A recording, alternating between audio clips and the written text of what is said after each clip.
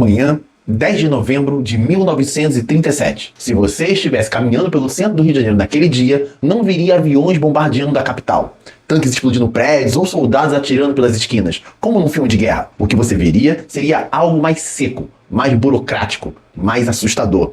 O som de trincos sendo fechados. Parlamentares chegaram para trabalhar e foram barrados por baionetas na altura do peito. A cavalaria cercava o Congresso Nacional. Soldados controlavam a entrada. E sem que um único tiro fosse disparado, a democracia brasileira morreu ao vivo. A Constituição de 34, naquela manhã, ela não passava de um papel descartável. E aqui começa a pergunta que precisa incomodar a gente. Como uma nação inteira aceita entregar a sua liberdade sem oferecer resistência? A resposta não está apenas na força das armas, está em algo mais sinistro, muito mais eficiente e muito mais familiar do que a gente gostaria de admitir. O medo. Hoje eu vou te mostrar como o medo foi fabricado para paralisar o Brasil. Você vai descobrir como um documento falso, um plano mentiroso e uma narrativa de pânico convenceram parte do país de que uma ditadura era a única salvação. Porque ditaduras raramente chegam dizendo: bom dia, eu vim destruir os seus direitos. Ela costuma chegar com uma bandeira na mão e uma ameaça inventada na outra, e uma frase pronta na boca. É pelo bem da nação. E quando a mentira vem embrulhada em patriotismo, meu amigo, tem muita gente que confunde algema com pulseira cívica. Se você é do tipo que prefere a verdade desconfortável a uma mentira reconfortante, esse canal é o seu lugar. A história não é feita de datas decoradas, ela é feita de fios. Fios que ligam o passado ao presente. Fios que, quando a gente puxa, às vezes derrubam o cenário inteiro. Quem conhece a história não aceita qualquer salvador de bota, paletó ou microfone na mão. Se você quer entender como a democracia são desmontadas por dentro e aprender a nunca mais ser enganado por esse mesmo roteiro, já deixa o seu like e se inscreve. Prepare-se. Vamos ver agora como Getúlio Vargas transformou um boato em um estado de sítio permanente.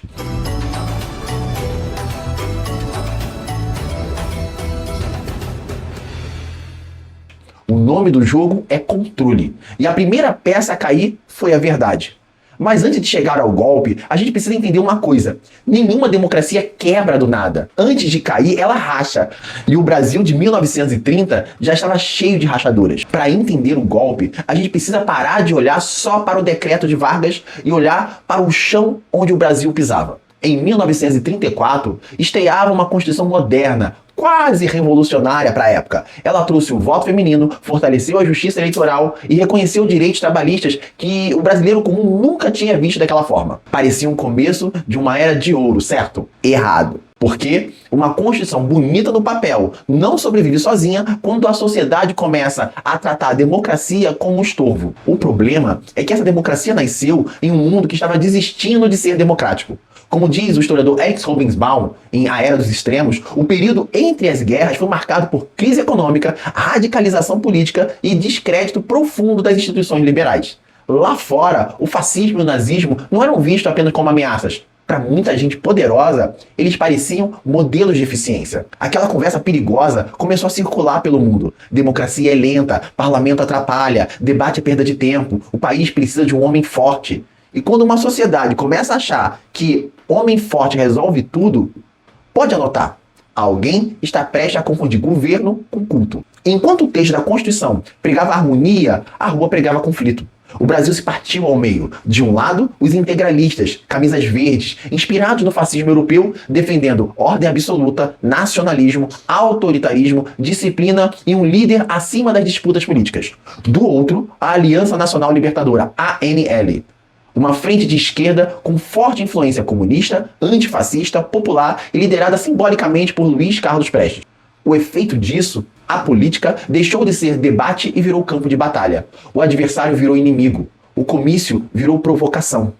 A divergência virou ameaça. Como destaca o Boris Fausto, a instabilidade era tamanha que o governo recorria constantemente a medidas excepcionais, como estado de sítio, leis de segurança. A democracia liberal começou a parecer lenta, ineficiente, fraca. Esse é sempre o truque. Primeiro, você convence as pessoas de que a democracia é fraca. Depois, oferece uma força que não aceita ser controlada. Mas, se a democracia estava na UTI, o golpe de misericórdia veio em novembro de 1935.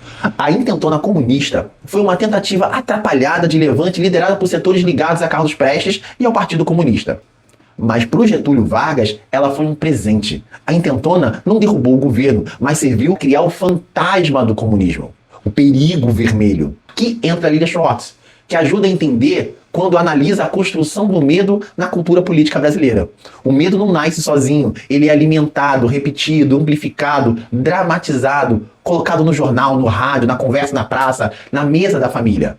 A lógica foi cruel e eficaz. Primeiro, o levante gerou pânico nas elites e em parte da classe média. Depois, o pânico justificou leis de segurança cada vez mais duras. Em seguida, as leis duras acostumaram o país à repressão. E quando a repressão vira rotina, a exceção começa a parecer paisagem. O golpe de 1937 não foi surpresa, porque naquele momento muita gente tinha parado de acreditar na liberdade como solução. Quando a política vira guerra e o vizinho vira inimigo, o cidadão médio para de pedir direito e começa a implorar ordem. Vargas percebeu que o terreno estava pronto. Ele não precisava de um exército invasor. Ele só precisava de um empurrão final para convencer o Brasil de que, para salvar a nação, era preciso destruir a democracia. E aí vem a pergunta decisiva. Como você dá um golpe sem parecer o vilão da história? Simples. Você inventa um plano tão terrível que as pessoas te agradecem por virar o ditador. O plano Cohen não foi um erro de inteligência ou um mal-entendido. Foi uma obra de ficção premiada. Em setembro de 1937, o Estado-Maior do Exército descobriu o documento bombástico. O texto detalhava uma invasão comunista iminente, com um roteiro completo, incêndio de igrejas, saques em massa, assassinato de líderes políticos brasileiros. O país entrou em pânico. O Exército entrou em alerta máximo. Mas havia um detalhe. O plano Cohen nunca existiu. O documento era uma falsificação grosseira, carregada de retórica antissemita e uma tática importada diretamente da propaganda nazista para associar o judaísmo ao comunismo e criar o inimigo perfeito. É aquela velha engenharia do ódio. Mistura mentira, medo, preconceito e patriotismo de fachada. Bate tudo no liquidificador e serve quente para uma sociedade assustada. O autor dessa mentira tem nome, patente e uma trajetória perturbadora. Capitão Olímpio Mourão Filho. Em 1937, o Mourão era um oficial do Estado-Maior e membro ativo da Ação Integralista Brasileira. Os fascistas camisa verde que queriam ordem a qualquer custo. Anos depois, ele tentaria se justificar dizendo que o plano era apenas uma simulação teórica para um treinamento interno. Claro, uma simulação teórica que, por coincidência, caiu no colo dos generais certos, no momento certo, para justificar o golpe certo. Que sorte, não é? Mas essa simulação não ficou na gaveta. Ela foi entregue aos generais Góes Monteiro e Eurico Gaspar Dutra, como se fosse uma ameaça real. Eles levaram o papel até o Getúlio Vargas. O objetivo era claro, fabricar a legitimidade que faltava para rasgar a Constituição. Presta muita atenção nesse nome, Mourão Filho. Ele parece ter um encontro marcado com o fim da democracia brasileira. 27 anos depois de redigir o plano Cohen, esse mesmo homem, agora general, seria o responsável por dar o sinal de partida para o golpe de 64. Foi ele que, de forma impaciente, moveu as tropas de Juiz de Fora em direção ao Rio de Janeiro, para derrubar o João Goulart. O capitão que escreveu o roteiro da ditadura de 37 foi o mesmo general que acendeu o estopim da ditadura de 64. É um canalha golpista profissional. A história do Brasil não é feita de coincidência.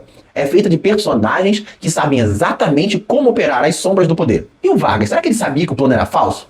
Os historiadores indicam que sim, mas a verdade é um detalhe irrelevante. O plano Cohen era o pretexto ideal. Ele serviu para suspender garantias constitucionais, calar a oposição e, o mais importante, cancelar as eleições presidenciais de 1938. O Getúlio não precisava ser um invasor. Ele só precisava parecer o salvador contra um monstro que ele mesmo ajudou a criar.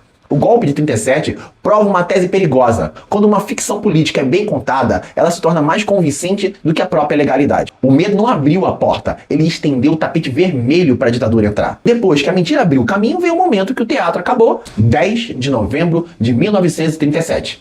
Não teve votação, não teve debate, não teve consulta popular. O que o Brasil viu foi uma operação de cerco. Getúlio Vargas não negociou com o poder legislativo. Ele extinguiu por decreto. À noite, o golpe ganhou voz oficial. Vargas ocupou as frequências de rádio de todo o país para anunciar o Estado Novo. Quando as competições políticas ameaçam degenerar em guerra civil, é sinal de que o regime constitucional perdeu o seu valor prático, subsistindo apenas uma abstração. A tanto havia chegado o país. A complicada máquina de que dispunha para governar-se não funcionava. Não existiam órgãos apropriados através dos quais pudesse exprimir os pronunciamentos da sua inteligência e os decretos da sua vontade. Restauremos a nação na sua autoridade e liberdade de ação. Da sua autoridade, dando-lhe os instrumentos de poder real e efetivo, com que possa sobrepor-se às influências desagregadoras internas e externas. Na sua liberdade, abrindo o plenário do julgamento nacional sobre os meios e os fins do governo. E o rádio, naquele momento, era a grande máquina de presença política. Era como se o governo entrasse na sala da tua casa, puxasse uma cadeira e dissesse: agora quem fala sou eu. Sua fala não era um convite, era uma imposição. Ele alegou que a democracia de 34 era ineficiente, que o país estava à beira do caos e que a nação precisava ser protegida. Com uma canetada, as eleições presidenciais de 38, que já tinham candidatos, articulações e campanha em curso, foram sumariamente canceladas. O Brasil trocou o direito de escolher o próximo presidente pela proteção de um ditador que se recusava a sair do Palácio do Catete. A Constituição de 34, que havia nascido sob a promessa de modernizar o Brasil, morreu com apenas 3 anos de idade. No lugar dela, Vargas outorgou a Constituição de 1937, conhecida como Polaca. Inspirada em modelos autoritários europeus, essa nova carta deu a Getúlio Vargas poderes totais. Ele agora podia legislar por decreto, ele podia intervir nos estados, trocar governadores como quem troca de roupa. Ele era, na prática, a lei, o juiz e o carrasco. E quando o governante concentra tanto poder assim, não estamos mais falando de eficiência administrativa, estamos falando de sequestro institucional. A democracia de 34 não foi derrotada nas urnas, ela foi desativada nos bastidores. O Getúlio Vargas fechou o Brasil por 3 motivos claros. Primeiro, para garantir sua permanência no poder, já que o seu mandato estava chegando ao fim. Segundo, para aniquilar a oposição que crescia em 38. E terceiro, para reorganizar o país sob uma lógica centralizadora, onde nenhuma voz pudesse ser mais alta que a dele. O Estado Novo não nasceu para salvar o Brasil, ele nasceu para garantir que o projeto de poder do Getúlio Vargas não tivesse data de validade. O silêncio que tomou conta das instituições naquele 10 de novembro era o som de uma democracia sendo enterrada viva. Mas o Vargas não queria apenas fechar instituições, ele queria apagar símbolos. Porque ditadura esperta sabe que não basta controlar o Estado, é preciso também controlar o imaginário. E aí veio o fogo.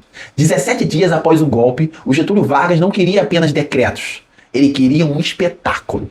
Na esplanada do Castelo, no Rio de Janeiro, o regime montou uma cena de purificação pelo fogo. 20 pilhas de lenha foram erguidas. Sobre elas, as bandeiras de cada estado brasileiro, de São Paulo ao Rio Grande do Norte. Diante de uma multidão silenciosa e tropas em posição de força, o fogo foi aceso. O que o Brasil assistia ali era um ritual de sacrifício.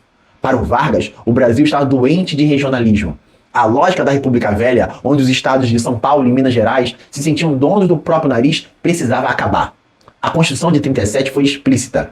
Ela proibiu bandeiras, hinos e brasões estaduais. No projeto do Estado Novo não havia espaço para ser mineiro, paulista, gaúcho, pernambucano, maranhense antes de ser brasileiro. Mas atenção, esse ser brasileiro não era plural, democrático e diverso. Era ser brasileiro de cima para baixo, com carimbo oficial, com uniforme simbólico, com chefe único. Ao queimar esses símbolos em praça pública, o Vargas estava humilhando as elites regionais e enviando um aviso claro. A partir de agora, só existe uma autoridade, e ela despacha do Palácio do Catete. Este ato foi uma aula de autoritarismo ao vivo.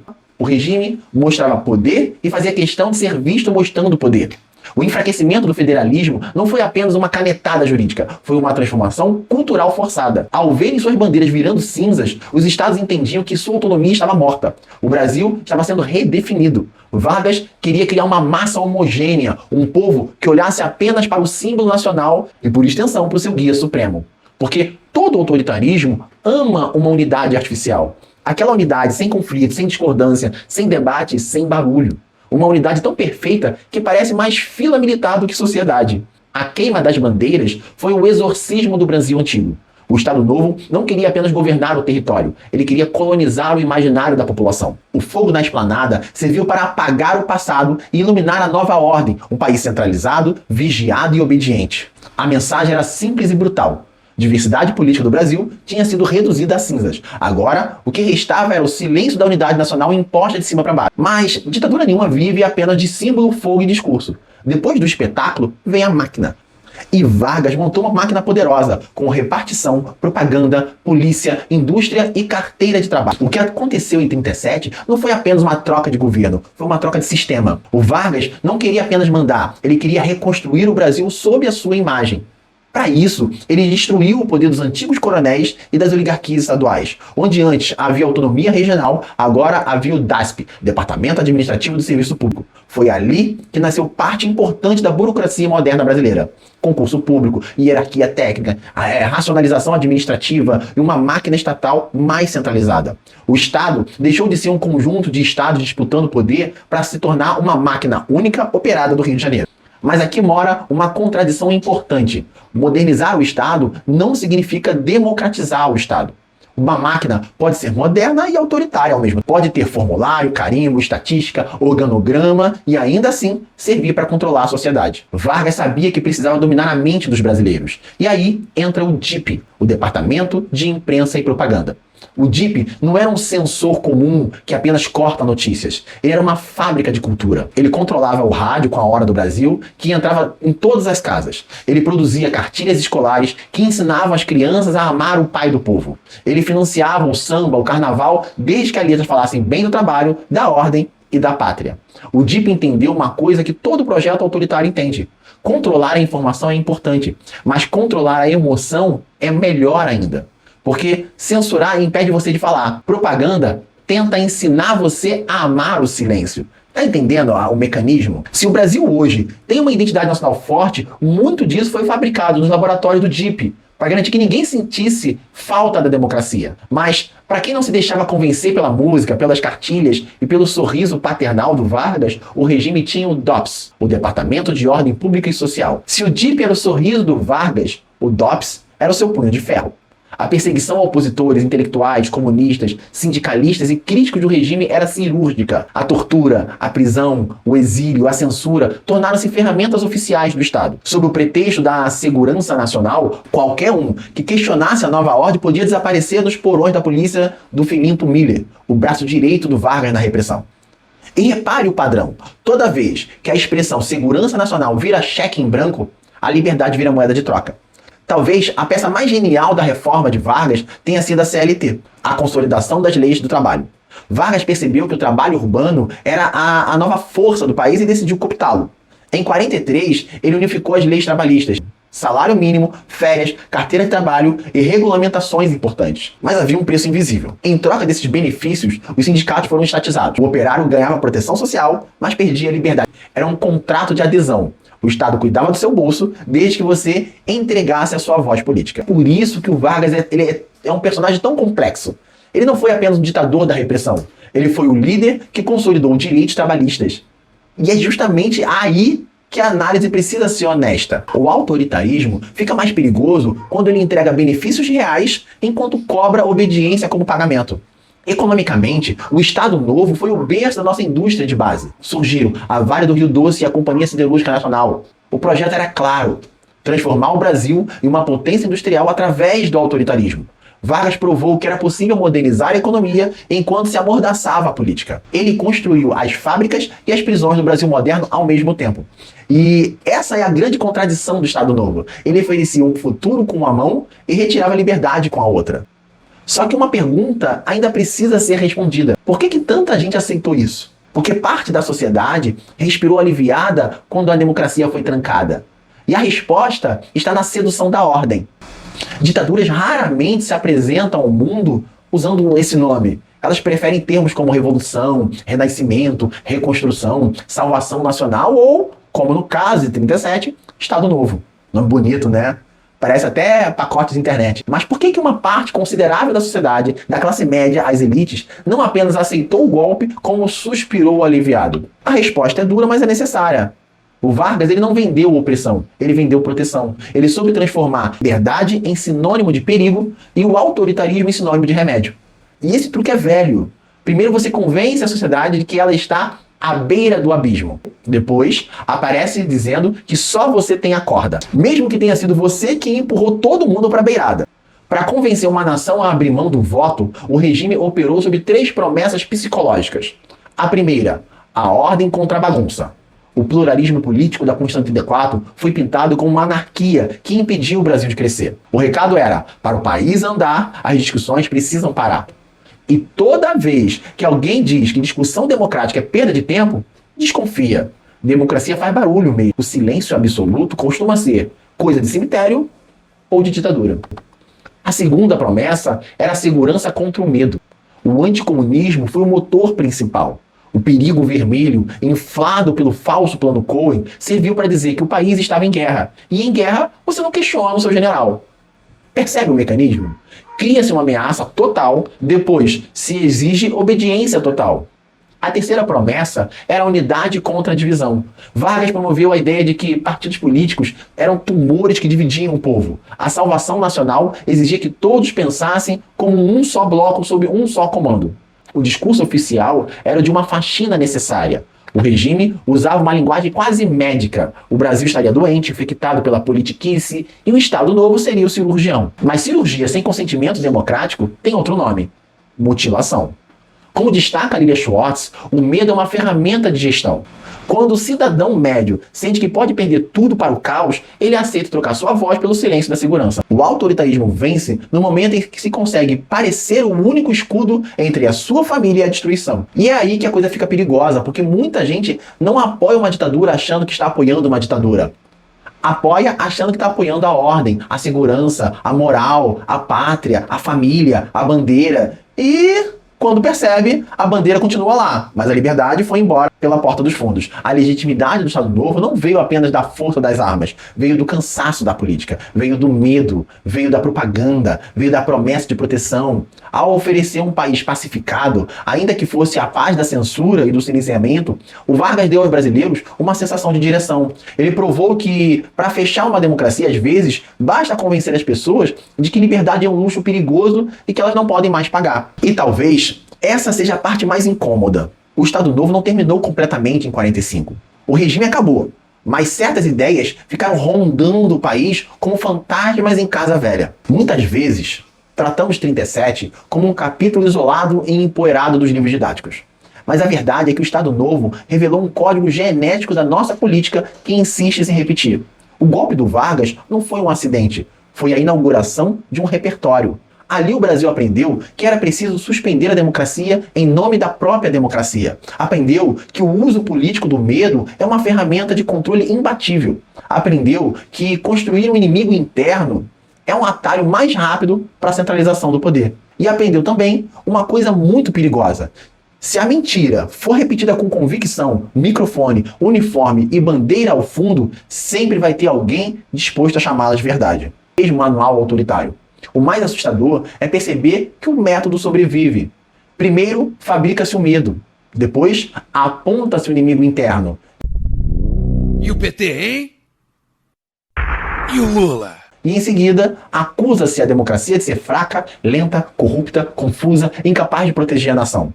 Por fim, aparece alguém prometendo ordem, limpeza e salvação nacional. É assim que o autoritarismo se veste de remédio. Ele não chega dizendo, eu quero destruir os seus direitos. Ele chega dizendo, eu quero proteger você. Ele não diz, vou acabar com as instituições. Ele diz, as instituições estão contaminadas. Ele não diz, eu vou atacar a democracia. Ele diz, a democracia verdadeira sou eu. E quando um líder, ou um grupo, ou uma multidão começa a achar que representa sozinho a vontade do povo, cuidado. Porque aí, o povo real, diverso, contraditório, barulhento, imperfeito, começa a ser substituído por uma fantasia conveniente. A lição mais dura de 37 é que as democracias raramente caem apenas sob ataques frontais e violentos. Elas costumam ser esvaziadas por dentro. Um decreto aqui, uma ameaça ali, uma mentira repetida como denúncia, uma instituição desacreditada todo dia, uma imprensa tratada como inimiga, um tribunal transformado em alvo, um grupo armado chamado de patriótico, uma multidão convencida de que perder uma disputa é prova de fraude. Aí quando você percebe, o chão democrático já está cedendo. O Vargas não precisou de uma invasão estrangeira. Ele usou as instituições, os jornais, o rádio, para tornar o estado de exceção algo normal. Quando o medo passa a ser a linguagem principal da política e a figura de um salvador se torna mais importante do que a letra da lei, a democracia já morreu, mesmo que as pessoas ainda não tenham percebido. Entender o Estado Novo é entender que a nossa liberdade institucional é historicamente um vidro fino. E em 1937, o Brasil aceitou o silêncio em troca de uma falsa promessa de segurança. Olhar para trás e ver como o Plano Collor foi aceito, como o Congresso foi fechado sem resistência e como a mentira virou política de Estado, não serve para nos deixar pessimistas. Serve para nos deixar atentos. Porque a história não se repete como Xerox. Ela é mais preguiçosa e mais esperta do que isso. Ela recicla o figurino, troca o vocabulário, atualiza o microfone, muda a plataforma, mas o roteiro continua reconhecível para quem presta atenção. E é por isso que o Estado Novo não é passado, ele é aviso. Agora que a gente viu o golpe, a fraude, o medo, o fogo, a propaganda e a máquina de controle, falta fechar essa viagem com o veredito de 1937. Quando o medo vence a lei, o que sobra de uma democracia? Vimos uma Constituição moderna ser rasgada por uma mentira datilografada. Vimos o Congresso ser lacrado por baionetas. Vimos as identidades regionais do Brasil serem reduzidas a cinza em uma praça pública. Vimos o rádio virar púlpito oficial. Vimos o samba ser domesticado. Vimos o trabalhador receber direitos, mas perder a autonomia política. Vimos o Estado crescer enquanto a liberdade encolhia. O Estado Novo não foi um imprevisto da nossa história, foi um projeto autoritário, centralizador, nacionalista e profundamente ambíguo. Porque ele modernizou partes do Brasil, impulsionou a indústria e consolidou direitos trabalhistas. Mas fez isso enquanto censurava a imprensa, perseguia opositores, controlava sindicatos, fechava partidos e cancelava eleições. A democracia brasileira de 1934 não morreu porque era inútil. Ela morreu porque foi cercada por medo, sabotada por dentro e substituída por um processo autoritário que soube se vender como salvação. O Vargas fechou o Brasil para garantir que ele fosse o único dono da chave. E ele nos deixou uma lição que ecoa até hoje. A liberdade não é um estado permanente. Ele é um vidro que precisa ser protegido todos os dias. Porque uma vez quebrado pela retórica do medo, os cacos raramente voltam ao lugar sem cortar alguém. E talvez essa seja a grande provocação desse vídeo. Toda vez que alguém disser que é preciso calar, prender, fechar, intervir, purificar, salvar ou passar o país a limpo, atropelando a lei, a história levanta a mão e diz: eu já vi esse filme e o final não é bonito. Se esse mergulho nas sombras de 1937 fez sentido para você, não esquece de deixar o like. Isso avisa para o YouTube que história séria, crítica e bem contada ainda tem espaço por aqui. E se você quer continuar decifrando os fios que movem o mundo, se inscreve no canal e ativa o sininho. A gente não faz aula expositiva, a gente faz investigação histórica. Para eu saber quem chegou até o final e entendeu o motor dessa engrenagem, comenta a palavra medo aqui embaixo. É o nosso sinal. E me conta também, de todos os padrões que vimos aqui, qual você acha que é o mais presente no Brasil de hoje? O medo, a busca por um salvador, a mentira fantasiada de patriotismo ou a vontade de chamar autoritarismo de ordem? Comenta aqui embaixo, porque essa conversa precisa continuar. Se você gosta do tom desse projeto e quer garantir que a gente continue produzindo com qualidade, independência, você pode usar o Valeu Demais aqui do YouTube ou enviar qualquer valor pelo Pix que está na descrição do vídeo. Cada apoio é o que mantém esse motor girando. Muito obrigado por continuar comigo até aqui. A história é a nossa melhor lanterna. Até a próxima viagem, viajante!